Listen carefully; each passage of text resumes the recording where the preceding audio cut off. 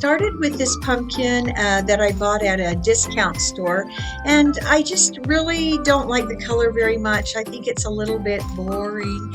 So first we start by cleaning it off with a brush, and then I put on some craft paint, but I quickly saw that I was going to need to do an undercoat to get the paint to stick and to look good and be nice and opaque. And so I wiped off all of the paint I had put on as much as I could, and then covered the entire pumpkin in a coat of white chalk paint. And chalk paint's great because it helps really helps paint adhere to the pumpkin or to your project when the project is kind of smooth. So covered the whole thing with the chalk paint and then left it to dry really well.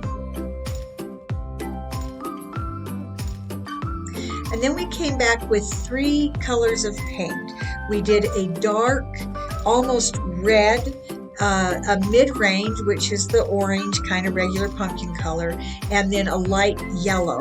And so when you're painting something like this, you want to always look at 3 ranges of color, the dark, the mid-range, and the light, and alternate the colors as you paint. So the mid-range would cover the bulk of it, and then the darks go in all of the cracks, up around the stem where of course the shadows would lie, and so you want to get those darks in there, and then brush those in, make sure they blend in.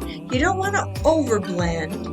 And then here I'm ready to add some lights, so I needed to wipe some of that mid-range off of my brush and then come in with some lights. And on some of these you'll see that there are times I actually over blend the lights, and then I've got to come back in and reestablish that really light, bright color. And you want that because it makes it kind of pop.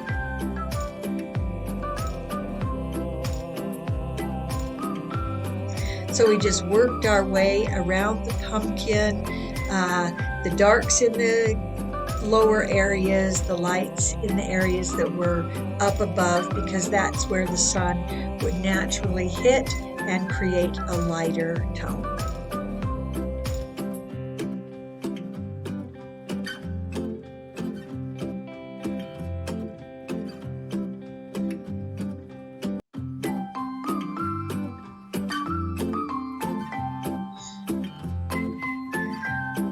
I did have to come back in after I was done.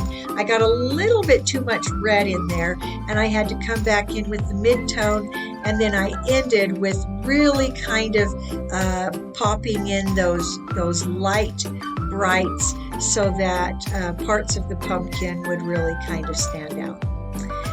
To finish off, I brought in some different shades of brown into that stem area until it was all finished. After it's completely dry, I sprayed it with a kind of a shiny finish for 2 reasons. One, I liked the shine, and the other to protect it because this is going outside. So these are 2 pumpkins we did. I did one, my sister did the other, and I think they turned out beautifully.